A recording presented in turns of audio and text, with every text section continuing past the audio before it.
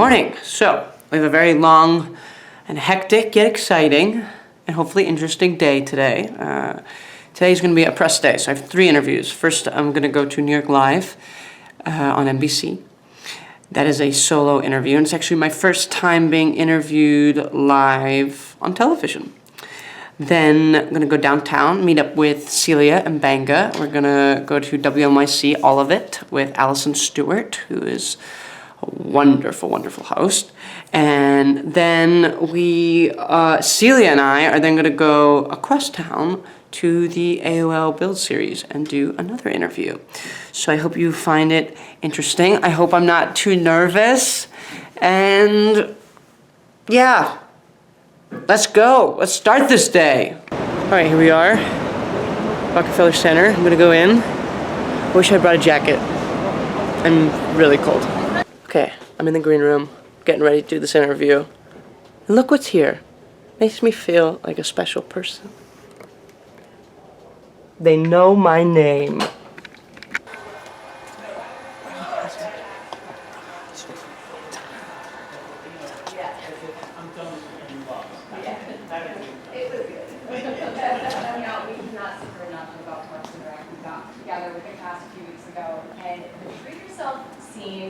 Was what got me starting to watch the series.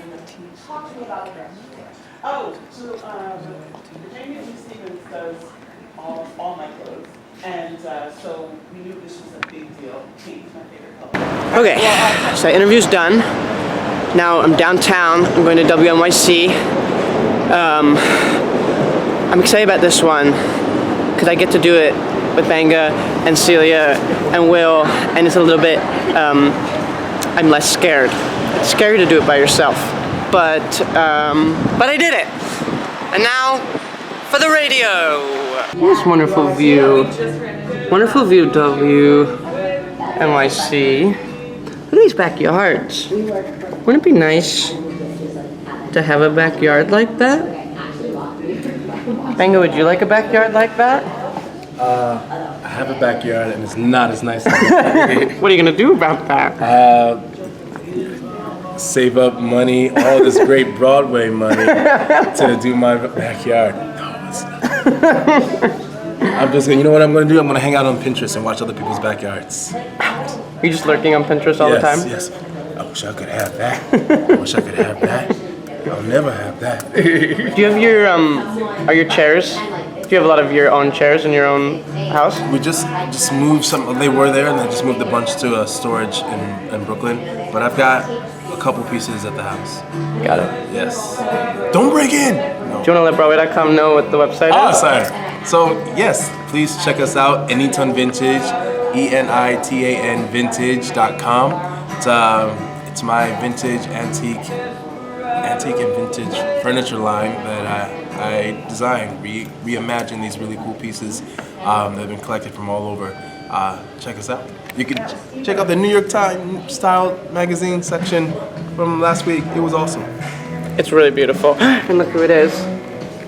Oh my God, what a stunner. There goes my girl. Just watching her, she doesn't even know she's on camera. She walks around like she's on camera. Gosh, she look good. Like a painted whore. Like all right, we just finished. I thought that was really nice.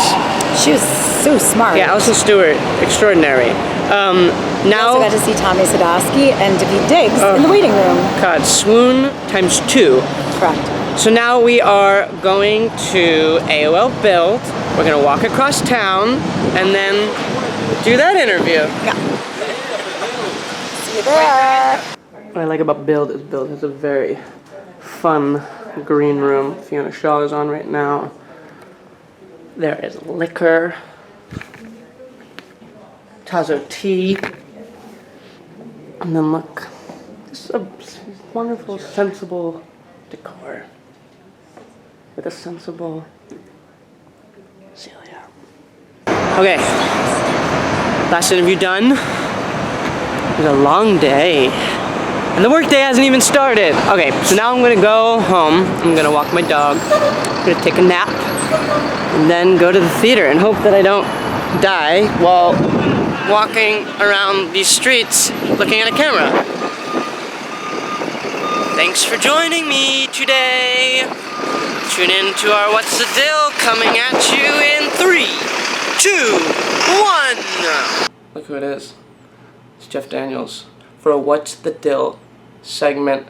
Jeff Daniels, what's the deal with living in Michigan?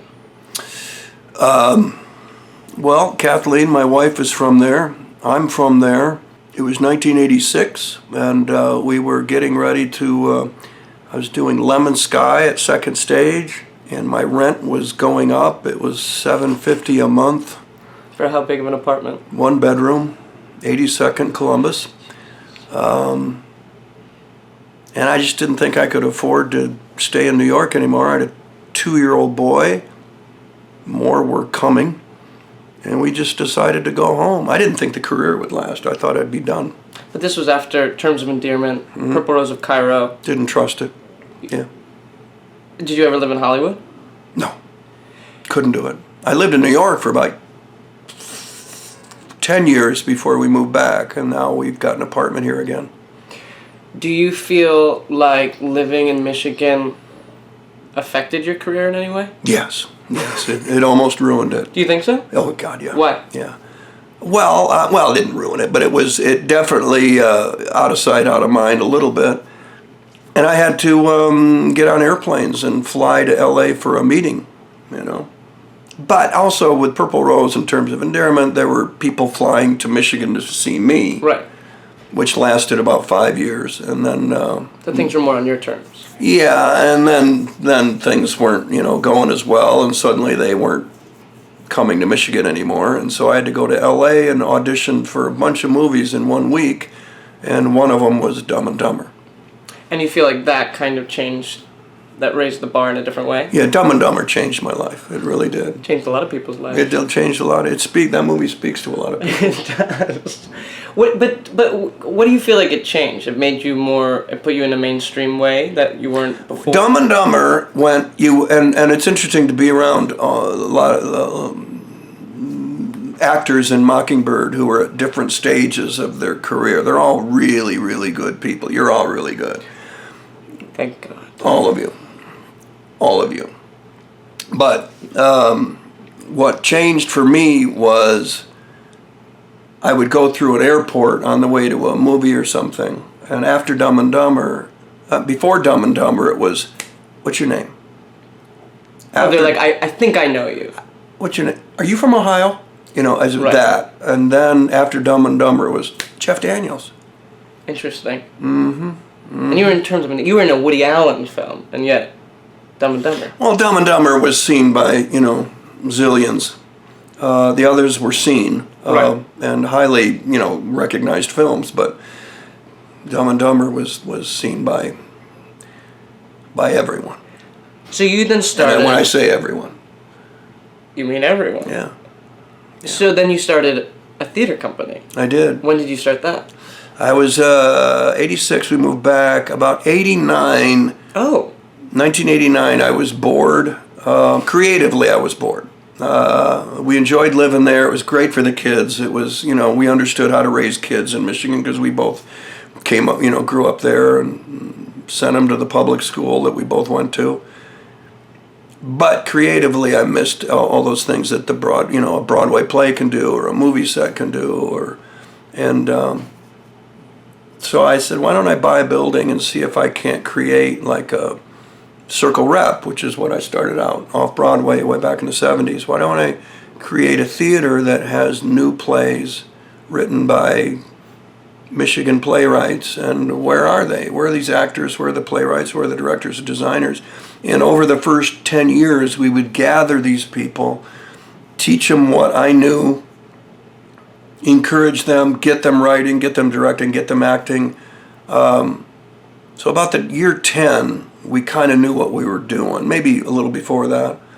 And then about year 15, we really were on a stride where we knew how to develop new work, which is a lot, it's a lot, you don't just do staged readings, which I think is a cop-out for a lot of theaters. Let's do a staged reading of your play and then give you some notes, and then we're not going to do you got to produce these people. And so we produce your play. You make sure it's ready, and we beat the playwright up to get it ready. but then we're going to produce this one because we want to produce your next 4, which means you're going to keep writing. So they have a home. They have a creative home. The actors have a creative home. The designers, directors. It's their Broadway. Do you act in these plays? Not yet, no. It's been 28 years and I haven't acted yet. But you've written some? Yeah, I'm working on number 18. 18? Mm-hmm. You've written 18 plays? 17. Right, you're working on it. I'm working on 18. What about directing? I directed 2. 2? Yeah, I directed 2. I hated it. I can't stand directing. Why? I don't care what color your shirt is. It's blue. I don't care. You come to me and you go, should it be blue or red? I don't care. Right. I just don't care. Then why is it? Why am I thinking about? I don't care what you think. Just think something and say it, would you? So why is it writing that you like? I get to play parts I'm not right for. Is one thing. Oh, because you are pretending to be that person while you're writing it? Yeah, there's the black couple. I wrote a play called Flint about the water, and there's a black couple and a white couple, and You're all of them. white working class and black working class, and I'm in their kitchen, and it's fun. It's like you get to. The part of the fun about acting is it's really just adult make believe, pretend. That's really all it is. And so as a writer, you get to pretend and make believe even more. I like that. I can write funny. I know how to make people laugh. I know how to write so that people are laughing so hard they're crying, which is a wonderful, wonderful thing to You watch. made me cry many times. Have I? Many times. Riddle me this. So now you're in New York. You're going to be here till November. Till November 3rd at 6 p.m. Yeah. Do you have the flight back already? Do you miss Michigan? I miss my family, but my kids are all in their 30s and late 20s, and they're coming to New York. They're coming here. So there's that. The theater company is designed to run without me. Right. Has been since 28 years ago. I knew I'd be gone a lot, so I like New York City a lot. I like Michigan and all of that, but I'm very happy here. I have no. Oh, I got to get back. I go, come see me. I'm here, and they do. When the kids were younger, I had to gun back. I had to do a lot of Friday night red eyes from L.A. and then be super dad on Saturday night, Sunday. Right. Sunday at 5, you're flying back to L.A. and you're on a set Monday morning. That's when they're junior high school. Do you think having your stay here, because this is the longest you've been in New York for such an extended period of time in a while? In a while. Carnage, we rehearsed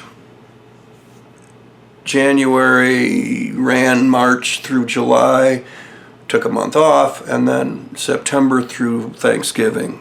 So that was the longest stretch. That was whatever that was, 7 months with a break. Right. And no, this is as we film this right now. We're Where are we? Are we at the 6 months? 6 months, almost 6 months into with 6 months to go, and it's fine. I still enjoy it. I'm really interested to see. I mean, guys, I don't know about you. What's the longest run you've ever done? This will be it. I think the longest after 9 months of Spring Awakening, I left. 9. So you've done 9 months. I've done 9 months, but I think there was a break. I actually don't remember because it was so long ago. Were you out of your mind in the 9th month? I was 18, so I was out of my mind for so many other reasons. You were happy to be there. I was just living in New York, Yeah. et cetera, et cetera. This is a different mind game. Is it? Why? Yeah, because I'm a grown adult, and I have a process and a craft, and it's the idea of keeping it fresh and alive. Can you sustain it? Yeah, it's about sustainability and to keep it organic. Can you go to a Broadway show and see when they're not there? Yeah. Doesn't that annoy you? Yeah. Especially in the long run. And it's easy to fall into that too. Yeah. And that's what we're all doing a great job of and I think the whole key is listening. I think the audience is helpful too. Audience is helpful. Being in a hit is a big help. Yeah, the audience is really receptive, and they're very different every night. So I think that kind of keeps us keeps us on our toes. Yeah. I can't imagine doing it for longer. That's a lot. Well, there are people, as you know, friends of yours probably that are in their second year of Evan Hansen and things like that, right? Yeah. those people are, I don't know the actress's name. I should. I went to see Evan Hansen, I think it was last May when we were in workshop. And the understudy went on. Platt wasn't there. And the understudy was like, just knocked down great. Yeah. But his mother, the actress that played his mother. Rachel Bay Jones? Sounds right. That's Evan Hansen's mother. The one who plays the other mother is... Blonde? We're talking about Rachel Bay Jones. Yeah, Rachel. Then it was Rachel. She was loaded up. And I think she was in her second year of doing that show. I don't know how long she stayed. I don't know. But I guess, whatever she's doing months and months and months and months and months into this run. Yeah. On a Tuesday night. Yeah. She was fully invested, fully committed. I said, that is what we should all be shooting for. That's what we're striving to do. Yeah, and it's hard. It's 8 shows a week, and we gotta, our job is to make it look like it's happening for the first time for them. We don't care whether it's not for you. We just don't care. It's us. We're paying money. We made the effort to get here. You should throw your best at it, and go rest later. So that's kind of I also think there's an obligation too, especially with Mockingbird. Yeah. I think it's so important to people. Oh my God, you have an obligation, you have a responsibility to throw everything you got at it every night, and we do, and that's what's really encouraging. Even at 6 months, going, wow, it's still alive. When it gets rolling, when somebody throws a look at you that's different, and that's what happens a lot. Boom, you grab onto it and you go. Yeah, it's true. That's well put. Yeah. All right, one last question. When this is over, how long will it be, do you think, till you return to the stage? Because you're doing a year. That's really commendable. I'm doing a year. Yeah. I guess time will tell. I'm doing Atticus Finch, and we're a huge hit. And You it's mean Atticus. nothing will compare? How do you top this? Yeah. What do you, and I'm not 18 like you are. I'm not 18 anymore. I'm older, so this might be it. You think this is your I swan don't song? know. I don't know. It might be. Patti LuPone has said that many times. Is she really? Yeah. But she keeps coming back. She does. Maybe you're the male Patti LuPone. I'd take that. All right. Bye, guys.